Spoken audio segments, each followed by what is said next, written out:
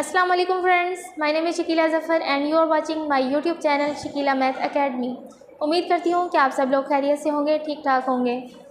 तो आज की इस वीडियो के अंदर हम डिस्कस करने जा रहे हैं एक बहुत ही इंटरेस्टिंग टॉपिक, जिसका नाम है कि हमने मैट्रिसेस की इक्वेशन को किस तरह से फाइंड करना होता है, किस तरह से हमने उसको सॉल्व करना होता है।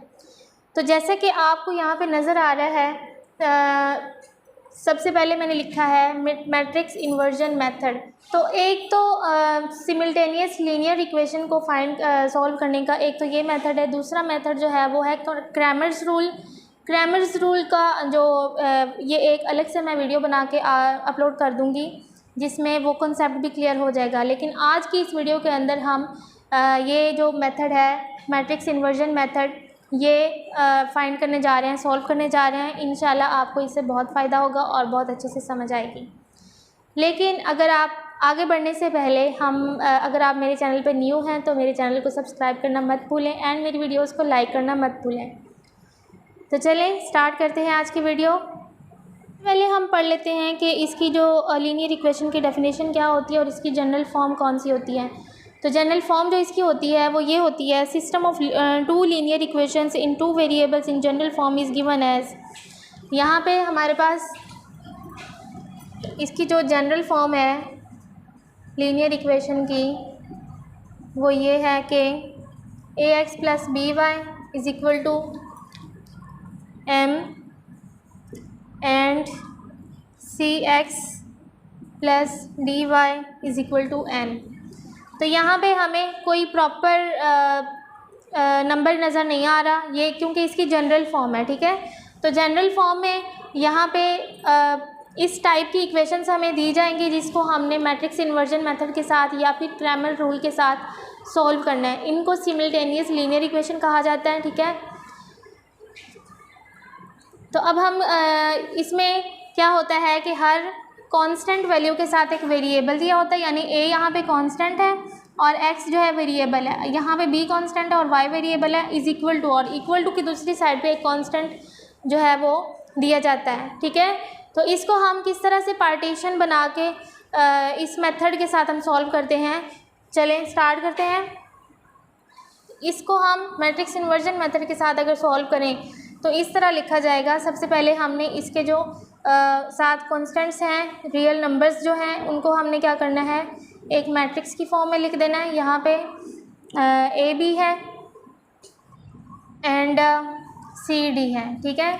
इसमें पूरी दोनों इक्वेशंस के अंदर a b c and d ये रियल नंबर्स हैं। एक्स वाई यहाँ पे वेरिएबल्स हैं और एम और एन जो है वो कांस्टेंट को जाहिर कर रहे हैं, ठीक है।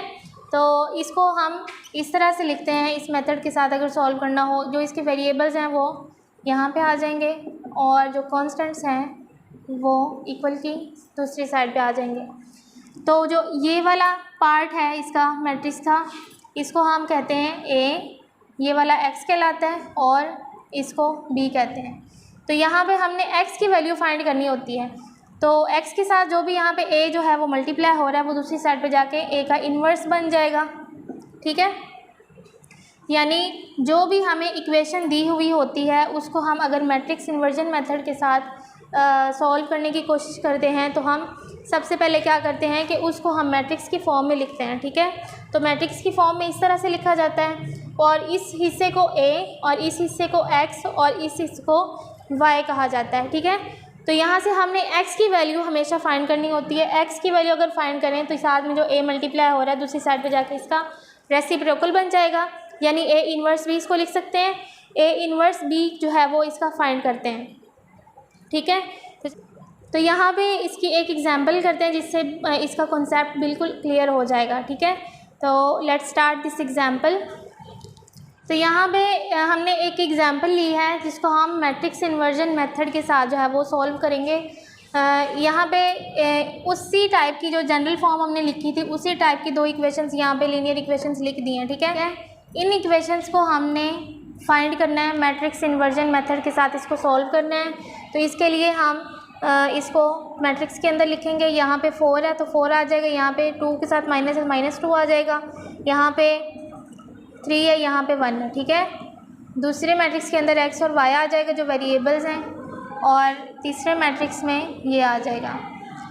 तो यहाँ पे हमें पता है कि इस पार्ट को ए कहते हैं, इसको एक्स कहते हैं और इसको बी कहते हैं। यहाँ से हमने एक्स की वैल्यू फाइंड करनी है और ए जो इसके साथ मल्टीप्लाई हो रहा है दूसरी साइड पे जाके इसका इन्वर्स बन जाएगा। अब हमने इस चीज़ की वैल्यू फाइंड करनी है, ठीक है, यानी एक्स की वैल्यू फाइंड करनी है जो कि है A inverse B. A inverse B find करने के लिए हम क्या करते हैं, सबसे पहले तो हमें ए इन्वर्स चाहिए और बी ऑलरेडी मैट्रिक्स हमारे पास मौजूद है, ठीक है। तो हम क्या करेंगे, सबसे पहले हम ए इन्वर्स फाइंड करते हैं। ए इन्वर्स फाइंड करने के लिए हमें दो चीज़ें चाहिए होती हैं जो कि हमने पिछली वीडियो में डिस्कस की थी। किसी भी मैट्रिक्स का इन्वर्स फाइंड करना हो तो हम उसका मॉड फाइंड करते हैं सबसे पहले, और दूसरी चीज़ एडजॉइंट फाइंड करते हैं, ठीक है। तो यहाँ पे सबसे पहले हम क्या करते हैं, ए मॉड फाइंड कर लेते हैं। ए हमारे पास ये मैट्रिक्स है और इसको फाइंड करने का जो तरीका है, इस एंट्री को इस एंट्री के साथ हम मल्टीप्लाई करते हैं। 4 1 ज़ार 1 सॉरी 4 एंड माइनस 2 3 ज़ार 6, यहाँ पे माइनस है तो ये साथ माइनस आ जाएगा। 4 माइनस माइनस प्लस हो जाएगा, 6 इज इक्वल टू 10। 4 और 6 जो है वो ऐड होके 10 हो जाएंगे, विच इज़ नॉट, ठीक है। तो यहाँ पे ये ज़ीरो नहीं आएगा और हम कह सकते हैं कि ये एक नॉन सिंगुलर मैट्रिक्स। तो यहाँ पे हम कह सकते हैं कि एक नॉन सिंगुलर मैट्रिक्स है। तो नॉन सिंगुलर मैट्रिक्स, अगर किसी मैट्रिक्स का मॉड जो है वो ज़ीरो नहीं आता तो वो होता है एक नॉन सिंगुलर मैट्रिक्स। अगर ज़ीरो आ जाता है तो वो एक सिंगुलर मैट्रिक्स होता है और उसका जो इन्वर्स है वो एग्जिस्ट नहीं करता, ठीक है। तो इन्वर्स फाइंड करने के लिए ज़रूरी है कि हमारे पास जो मॉड आता है, जो डिटर्मिनेंट आता है, वो हमारे पास नॉन सिंगुलर हो, यानी नॉन ज़ीरो हो। तो यहाँ पे 10 आया इसका आंसर। अब दूसरी चीज़ हमें क्या चाहिए, एडजॉइंट ऑफ ए चाहिए, ठीक है। एडजॉइंट ऑफ ए फाइंड करने के लिए हमें पता है कि हमने जो ए मैट्रिक्स है उसकी ये वाली एंट्रीज डायगोनल जो होती हैं वो रिप्लेस कर देनी होती हैं और इन दोनों के सिंबल चेंज कर देने होते हैं। ये +2 हो जाएगा और ये -3 हो जाएगा, ठीक है। ये एडजॉइंट इसका फाइंड हो गया। अब हमें चाहिए ए इन्वर्स। ए इन्वर्स का फार्मूला जो है वो हमें अच्छी तरह पता है, 1/a mod into adjoint of A, ठीक है। अब हमने सिंपल इसकी वैल्यूज़ पुट करनी है। अब 1/a mod की जगह पे 10 आ जाएगा। एडजॉइंट ऑफ ए हमारे पास क्या आया है, 1 2 -3 4, ठीक है। अब हमने क्या करना है, सिंपल इसकी जो 1/10 बाहर जो फ्रैक्शन है वो अंदर वाली तमाम एंट्रीज़ के साथ मल्टीप्लाई हो जाएगा। मल्टीप्लाई इस तरह से होगा, 1/10 यहाँ पे है तो 10 जो है वो सारे एंट्रीज़ के नीचे चला जाएगा डिनोमिनेटर में।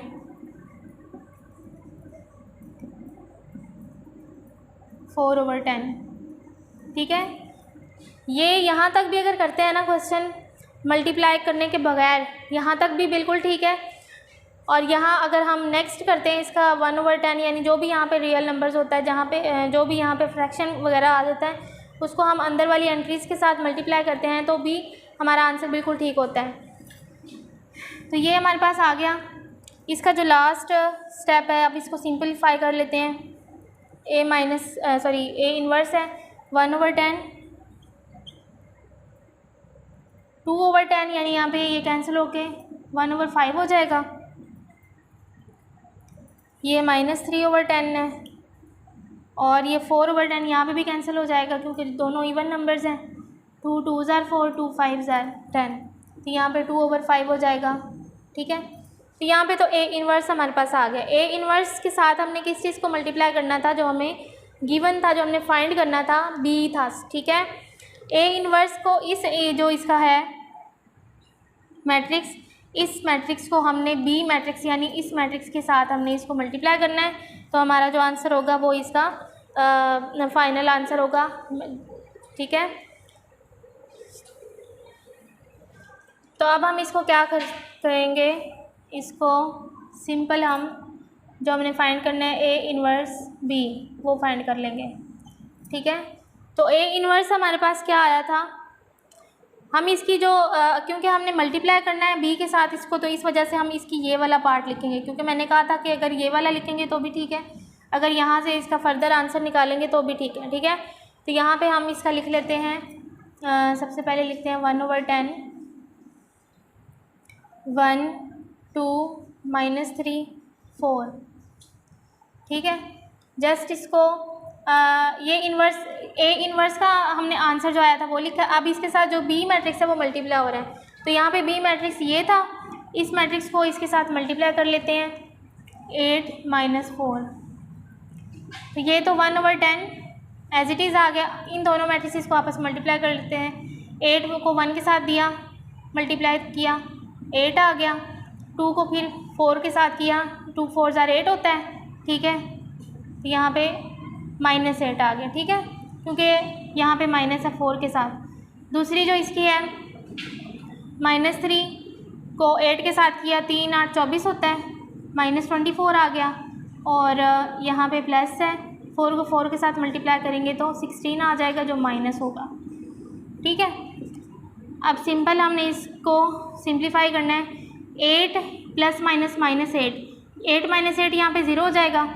और -24 + -16, -24 और -16 कितना होता है, इनको आपस में हम ऐड कर लेते हैं, 0 और 3 30 हो गया, यहाँ पे -30 हो गया, ठीक है।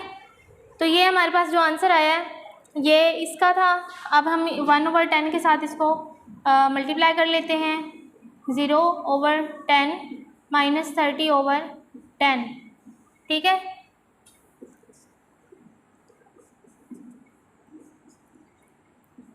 तो x का जो फाइनल आंसर आया हमारे पास यहाँ पे 0 है और -3, ठीक है। सॉरी, यहाँ पे इसको जब प्लस हमने किया था तो यहाँ पे 40 आना था, ठीक है। इन दोनों को प्लस करेंगे तो 40 आता है। तो यहाँ पे जब 40 के साथ इसको कैंसिल करेंगे तो यहाँ पे 4 आ जाता है, ठीक है। तो यहाँ पे इसके आंसर में भी 4 आ जाएगा।